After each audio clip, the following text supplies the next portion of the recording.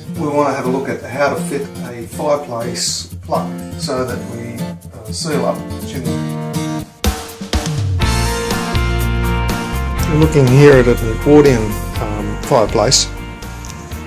So this one already has a fireplace plug in it.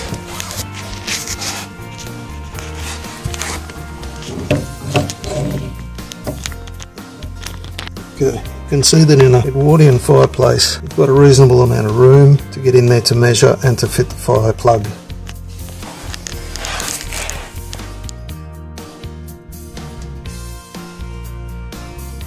We've got here a Victorian fireplace, which is about the hardest one to work with.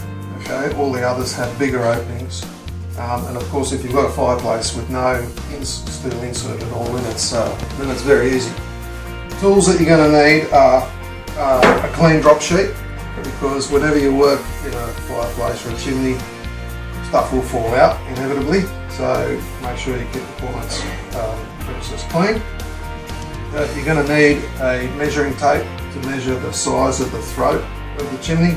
Okay, the stiffer the tape the better, because you're going to have it up inside there, and if you've got a floppy tape, that's a little bit annoying. Okay. A headlamp is really handy, because when you're looking up there it's very dark, so a headlamp actually always lights up where you're working. And finally a hammer. Okay, so we're not going to hammer anything, but the way to use the hammer is like that, as a prod for when we're ready to put in the final throws of putting in the plug. Okay, so sometimes your arm's not quite long enough, so it's good to have a hammer and bang it up with the handle of the hammer. With the Victorian fireplace, usually you can remove the fire damper here. Just open it and lift it out like that. Be careful, because it'll be rusty or it'll have soot on it. Okay, and then we can have access to the chimney. So, headlamp on, and what we need to do now is to measure the width and the depth where the bricks start, okay, which will be about up here.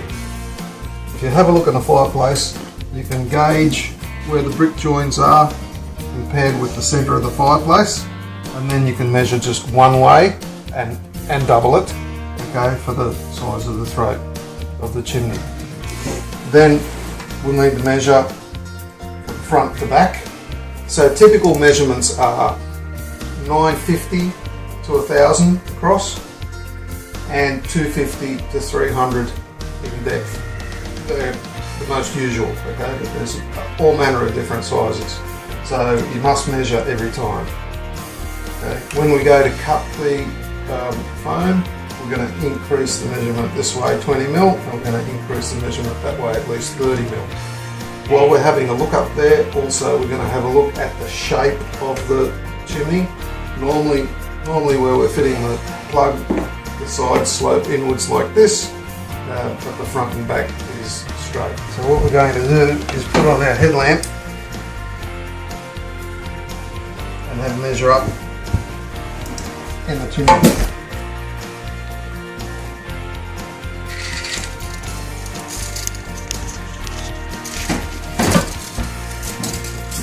Now the bricks are about there.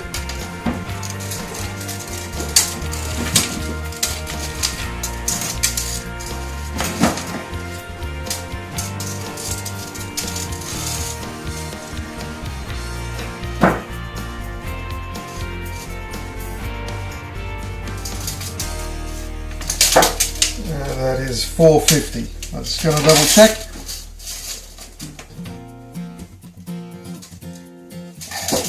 So that's 450 is half of it, so 900 across.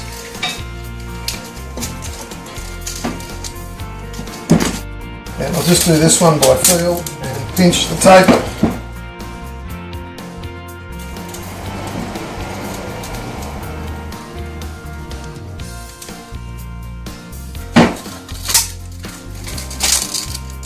Okay, so about 260 from back to front. Okay, so very typical fireplace. Okay, so here we've got a slab of foam We'd normally be doing this outside. In this particular case it's raining and there's no undercover space outside. Now you'll notice that this is cut on a bit of a bevel, which is normal. So what we want to do is make this the front so that it's easier to push in under the lip of the bricks. Okay, so there's a lintel across there with the bricks above, and if it's beveled like that it's much easier to push it in. Okay, so that's from the previous cut. That's great. So really we just want to cut square now. So we did measure 260, so we're going to make it about 280. If you've got a texter, that's a good thing for marking with. Okay.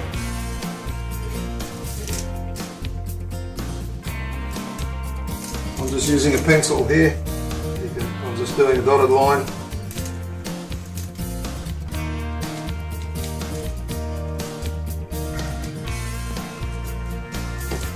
Okay, and now I'm just going to cut straight across there. It's good to have a sharp new blade for doing this. And hold it at a steep angle like that, not like this.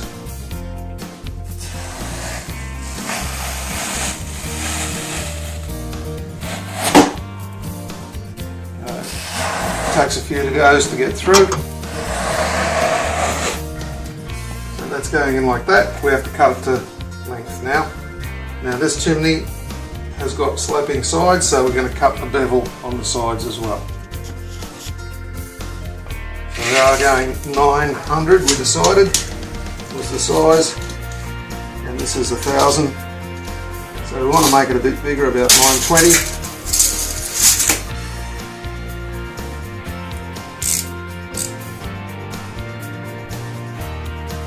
And we're cutting on a bevel.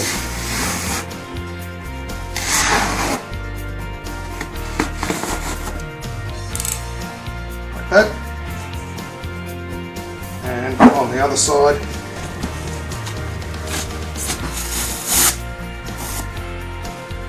So now we should be ready to fit. So this is the tricky part, is to feed this in here in such a way that you're going to end up with it up there.